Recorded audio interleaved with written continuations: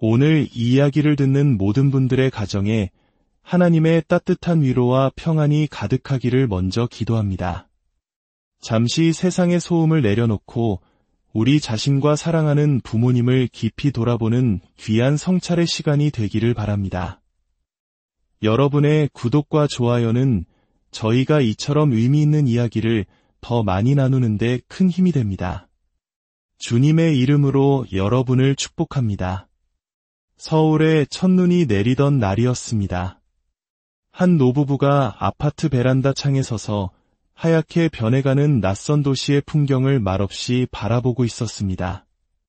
김서린 유리창 너머로 보이는 잿빛 아파트 단지들, 고요했지만 뼛속까지 시리게 만드는 그 차가운 공기 속에서 부부는 깨닫고 있었습니다.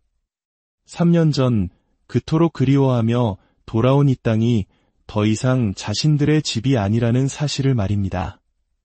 올해 이른을 앞둔 아내와 동갑내기 남편, 부부는 3년 전 자식의 곁에서 편안한 노후를 보내리라는 꿈을 안고 고국으로 돌아왔습니다. 미국에서 보낸 35년의 세월, 뉴욕 퀸스에서 작은 식료품 가게를 운영하며 뜬 눈으로 밤을 새우기 일쑤였고, 낯선 땅에서의 차별과 고된 노동 속에서도 두 자녀를 훌륭하게 키워냈습니다. 우리 늙으면 꼭 한국으로 돌아가세. 자식들 옆에서 이제는 좀 쉬면서 살자. 부부는 입버릇처럼 서로를 다독이며 그날을 그려왔습니다. 특히 서울에 자리 잡은 둘째 딸이 엄마, 아빠, 이젠 제가 모실게요. 고생 그만하세요 라고 했을 때 부부는 평생의 짐을 내려놓는 기분이었습니다. 그 한마디에 모든 것을 정리하고 돌아오는 비행기에 몸을 실었습니다. 하지만 그 선택이 길고 긴 고통의 시작이 될 줄은 그때는 미처 알지 못했습니다. 귀국 후 처음 몇 달은 꿈만 같았습니다. 딸이 구해준 새 아파트에 짐을 풀고 활기 넘치는 재래시장에서 장을 보고 수십 년 만에 부모님 산소를 찾아가 묵은 회포를 풀기도 했습니다. 이웃들은 미국에서 오신 분들이라며 잠시 호기심을 보였지만 그뿐이었습니다. 시간이 흐를수록 모든 것이 조금씩 어긋나기 시작했습니다. 수십 년의 이민 생활은 부부의 말투, 옷차림, 심지어 생각하는 방식까지도 미묘하게 바꾸어 놓았던 걸까요? 동네 모임에서도 오랫동안 기다려왔던 교회의 예배에서도 그들은 늘 주변을 맴도는 이방인이었습니다. 사람들은 친절했지만 그 친절 속에는 넘을 수 없는 벽이 느껴졌습니다. 가장 견디기 힘들었던 것은 바로 자식과의 보이지 않는 거리였습니다. 분명 함께 살자고 모시겠다는 말에 모든 것을 걸고 돌아왔건만 맞벌이의 아이들까지 키우는 딸내에는 평일에는 얼굴 한번 보기가 하늘의 별 따기였습니다. 엄마, 이번 주말엔 선약이 있어서. 저녁 식사 한 번을 하려면 마치 회사에 결제를 받든 며칠 전부터 약속을 잡아야 했습니다. 손주들은 다가와 재롱을 부리는 대신 각자의 스마트폰 세상에 깊이 빠져 있었습니다. 어머니, 요즘 애들 다 그래요. 딸의 무심한 위로는 부부의 텅 빈 마음에 조금의 위안도 되지 못했습니다. 몸은 고국에 있었지만 마음은 여전히 정착할 곳을 찾지 못한 채 낯선 땅을 떠돌고 있었습니다. 어느 날 남편이 푸념처럼 말했습니다. 내가 경로당에 가서 뭐라도 좀 도우려 했더니 노인네가 뭘 아냐는 듯 쳐다보더군. 미국에서는 적어도 내 가게가 있었고 나를 필요로 하는 단골들이 있었는데 여보, 우리가 여기서 뭘 하고 있는 걸까? 그 한마디에 아내의 마음도 무너져 내렸습니다. 이곳에서 그들은 더 이상 치열하게 삶을 일구던 가장도 따뜻한 이웃도 아니었습니다. 그저 자식에게 의존하는 아무 역할도 없는 늙은 부모일 뿐이었습니다. 건강 문제는 현실의 벽을 더욱 실감하게 했습니다.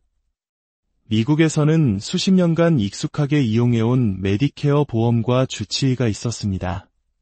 모든 절차가 명확했고 의사는 환자의 오랜 병력을 미제리코어디아, 하지만 한국의 의료 시스템은 거대한 미로와도 같았습니다.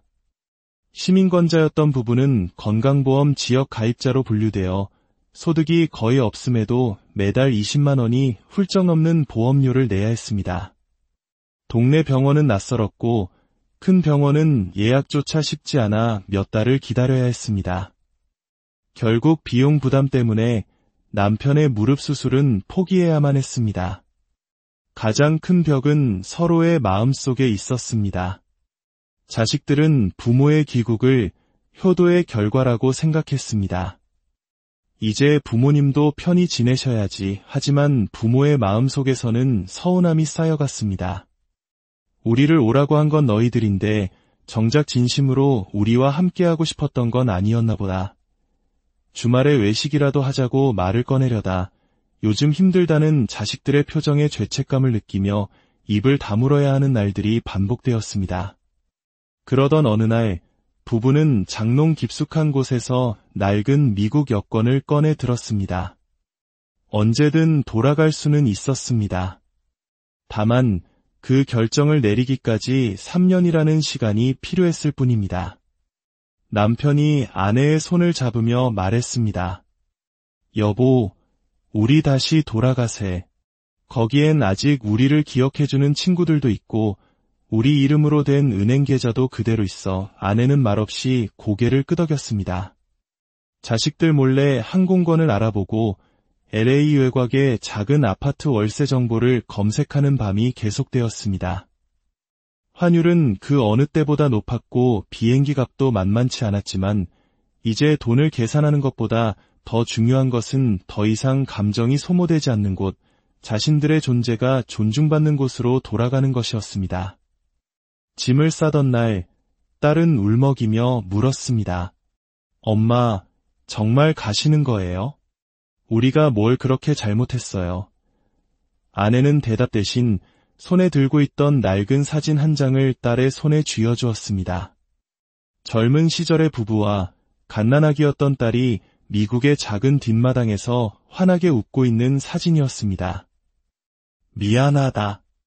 우리가 돌아올 준비가 아직 안 됐었나 보다. 귀국. 그 세 글자는 단순히 사는 곳을 옮기는 물리적인 이사만을 의미하지 않습니다.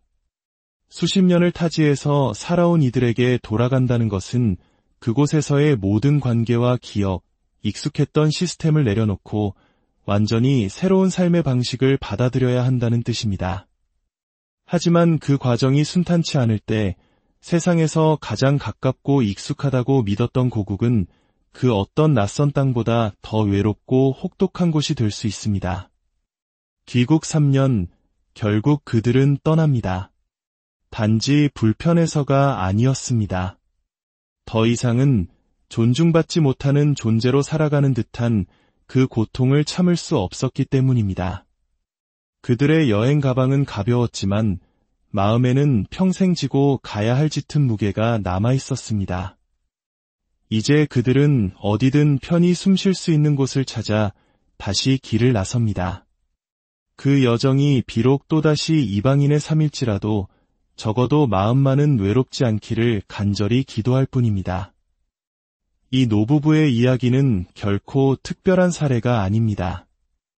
지금 이 순간에도 수많은 여기민 세대가 비슷한 아픔을 겪고 있습니다. 자식이 곁에 있어도 결코 극복되지 않는 그 거대한 벽. 오늘은 그 5가지 이유에 대해 깊이 있게 이야기해보고자 합니다. 첫째, 곁에 있어도 채워지지 않는 정서적 거리감입니다. 부모가 귀국을 결심하는 가장 큰 이유는 자식과 함께하고 싶은 마음 때문입니다. 하지만 현실은 냉혹합니다. 자식들은 이미 한국 사회의 빡빡한 일상에 깊이 뿌리내리고 있습니다. 직장, 육아, 사회생활, 숨가쁘게 돌아가는 삶의 톱니바퀴 속에서 늙은 부모의 정서적 필요까지 살뜰히 챙기기란 거의 불가능에 가깝습니다. 더 근본적인 문제는 수십 년간 서로 다른 문화 속에서 형성된 감정의 결이 다르다는 점입니다. 이민 1세대인 부모는 말하지 않아도 마음으로 통하는 끈끈한 정을 기대하지만 한국에서 자란 자식 세대에게 가족은 때로 효율과 계획이 필요한 관계이기도 합니다. 부모의 서운함은 자식에게 부담으로, 자식의 현실은 부모에게 무관심으로 오해받기 쉽습니다. 이것은 누가 옳고 그름의 문제가 아닙니다. 그저 서로 살아온 삶의 리듬이 달라졌기 때문입니다. 이 정서적 간극은 시간이 지날수록 깊은 골을 만들고 부모에게는 괜히 왔다는 깊은 후회로 남게 됩니다. 둘째, 익숙한 모든 것이 사라졌을 때 오는 행정적 좌절감입니다. 미국에서 수십 년을 살아온 분들은 병원 예약 하나, 은행 업무 하나에도 체계적이고 일관된 절차에 익숙합니다. 하지만 한국의 행정 시스템은 상상 이상으로 복잡하고 빠르게 변합니다. 특히 온라인과 모바일 중심으로 재편된 지금의 시스템은 고령 세대에게는 거대한 장벽입니다. 건강보험 자격 변경부터 시작해 각종 복지 혜택 신청까지 자식이 도와줄 수는 있지만 매번 대신 살아줄 수는 없는 노릇입니다. 결국 부모님 홀로 주민센터와 공단을 방문해야 하고 그 과정에서 낯선 용어와 복잡한 절차 앞에 무력감을 느끼게 됩니다. 이러한 사소한 좌절감들이 매일같이 쌓여 이곳은 내가 살 곳이 못 된다는 체념으로 이어지게 됩니다. 셋째, 자식이 있어도 피할 수 없는 경제적 고립감입니다. 많은 분들이 한국에 돌아가면 자식에게 의지하며 편히 살 수 있을 거라 생각하지만 현실은 다릅니다. 앞서 이야기했듯 부모가 자식의 집에 거주하게 되면 건강보험료가 오히려 더 많이 나오는 기현상이 발생하기도 합니다. 여기에 관리비, 통신비, 교통비, 그리고 나이가 들수록 늘어나는 약값까지 더하면 매달 고정적인 지출이 상당합니다. 문제는 돈 그 자체보다 심리적인 위축감입니다. 미국에서는 작은 일이라도 하며 경제적 자립감을 유지할 수 있었지만 한국에서는 온전히 자식에게 손을 벌려야 한다는 사실이 부모의 자존감을 무너뜨립니다. 자식에게 짐이 되고 있다는 생각은 부모를 끝없는 무기력과 우울감으로 몰아넣는 가장 큰 원인 중 하나입니다. 넷째, 사회의 주역에서 관찰자로 전락하는 역할 상실입니다. 미국 한인 사회에서 부모 세대는 커뮤니티의 중심이었습니다. 교회의 중직을 맡고 이웃과 깊은 유대를 나누며 사회의 중요한 구성원으로서 존중받았습니다. 하지만 한국으로 돌아온 순간 그들은 모든 사회적 관계가 단절된 섬이 됩니다. 새로운 공동체에 편입되려 노력해도 미국에서 오래 살다 오신 분이라는 보이지 않는 꼬리표가 그들을 겉돌게 만듭니다.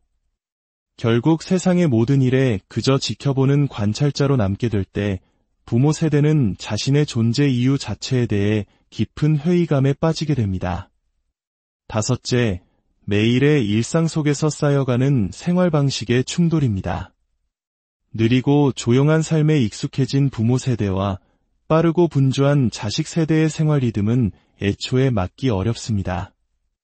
식사 시간, TV 소리 크기, 손님 맞이 방식 등 아주 사소한 차이들이 매일같이 부딪히며 서로에게 생채기를 냅니다.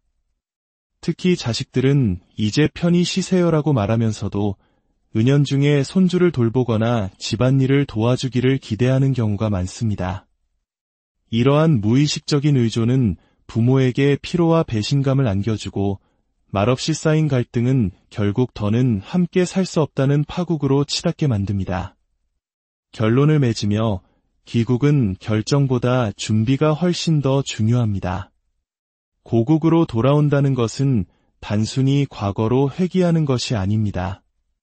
낯선 시스템에 적응하고 자식과의 새로운 관계를 정립하며 고독 속에서 자신의 자리를 다시 찾아야 하는 제2의 이민과도 같습니다. 혹시 귀국을 계획하고 계신 부모님 세대가 있다면, 그리고 그분들을 모시려는 자녀분들이 계시다면 막연한 기대나 감정에 의존하기보다 냉정하고 철저한 준비가 필요합니다. 부모님 스스로의 경제적 자립 계획은 세우셨는지, 한국의 의료 및 행정 시스템에 대해 정확히 이해하고 있는지, 귀국 후 어떤 사회적 관계를 맺으며 살아갈 것인지 구체적으로 그려보아야 합니다. 무엇보다 중요한 것은 자식과의 솔직한 대화입니다. 서로에게 무엇을 기대하는지, 어떤 부분에서 도움이 필요한지, 그리고 서로의 삶을 어떻게 존중할 것인지에 대해 명확한 선을 긋는 과정이 반드시 필요합니다. 부모님에게 필요한 것은 자식의 물질적 부양만이 아닙니다. 한 사람의 독립된 인격체로서 그들의 삶의 방식과 선택을 존중해주는 것, 그것이 진정한 효도일 것입니다. 그 준비가 없다면 그리움으로 돌아온 고국에서 더 큰 상처를 안고 다시 떠나게 되는 슬픈 이야기는 앞으로도 계속 반복될 것입니다. 오늘 하루 멀리 계신 부모님께 혹은 곁에 계신 부모님께 따뜻한 안부 전화 한 통 드려보는 것은 어떨까요? 여러분과 여러분의 가정 위에 주님의 크신 은혜와 사랑이 늘 함께 하시기를 소망합니다.